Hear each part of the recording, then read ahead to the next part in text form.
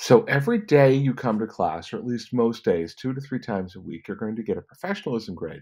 And a lot of kids have wondered, how do the professionalism grades happen? That's a fair question. I'll just share with you how they do happen. Um, it has to do with the traits that we look for as a portrait of a graduate. Now, what is the portrait of a graduate?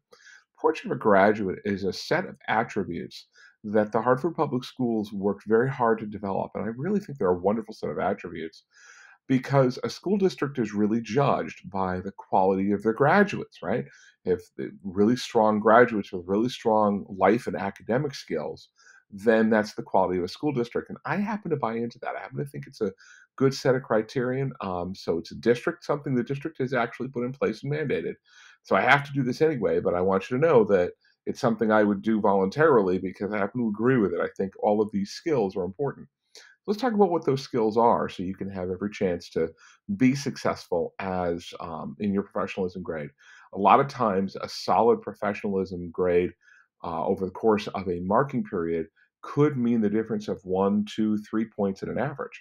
So if you have an 88, well, that could easily become a 90. Or if you have an 83, that could easily become an 85 or an 86. So a B minus becomes a B or a B plus becomes an A. So just by demonstrating these portrait of graduate skills that we assess. So what are the things that we look for? First of all, you're getting 10 points a day on it. And it's not the same traits every day, but there is 10 points a day. And moreover, I take a positive approach. I take a asset approach. I assume you're doing it. I watch you doing it.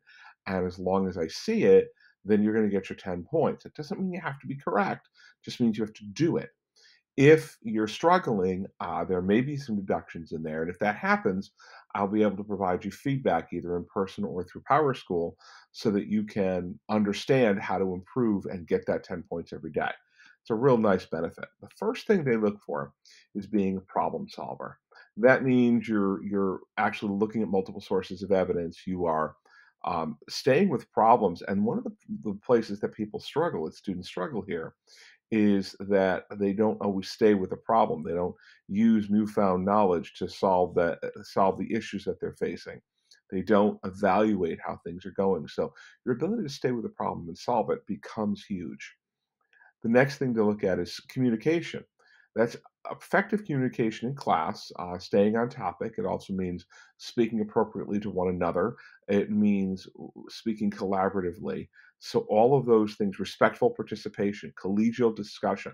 So, if you're fully engaged with the class, this is fine. This is an easy 10. If you're somehow or another struggling with that, perhaps using phones or things like that, or talking or somehow or another not engaging with the class, then you're losing points in this area because you're not being a skilled communicator. Team player is also huge. The class itself is a team, it's a community. So, working with a diverse group, which is all of our classes, right? And being aware of other people's emotions and perspectives, being aware that you're a part of a bigger class. So, your on task behavior helps other learners, off task behavior doesn't. So, you want to be on task, you want to respond to conflicts and disagreements effectively. If you do that, that's definitely the professionalism grade. Innovative thinking is also huge.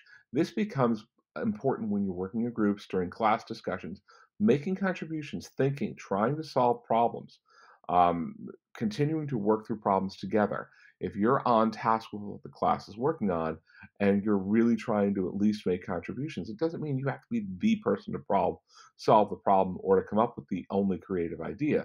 But if everybody's contributing, then everybody learns more.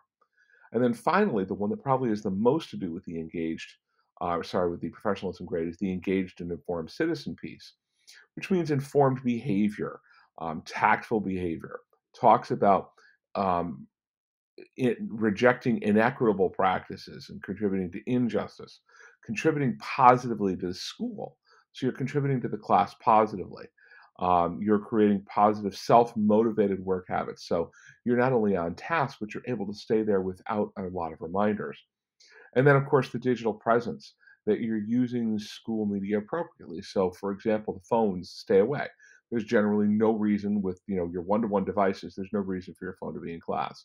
So understand that when we ask you to be engaged, we ask you to be on time, which is informed behavior.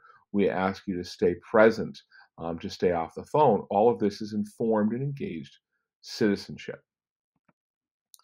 You may be graded on and examined on more than one of these traits on a daily basis. It may just be one, it may be more than one. You come in with a 10. You leave with a 10 unless you do some reason to lose, you have some reason to not maintain your 10. And again, I'll try to give you feedback on that. That is the easy way to get to your 10 out of 10, maintain a 10 average in professionalism, and that ends up being its own category and it weighs fairly heavily enough so that if you have an average of 9 or a 10 in professionalism, it could be the difference between 2 and 3 points in your grade average by the end of the marking period. And if you look at it, these are not just behavior standards. It's not who's likable. It has everything to do with specific skills that will help you as a student and will help you in life. I hope that makes sense, and thanks for watching.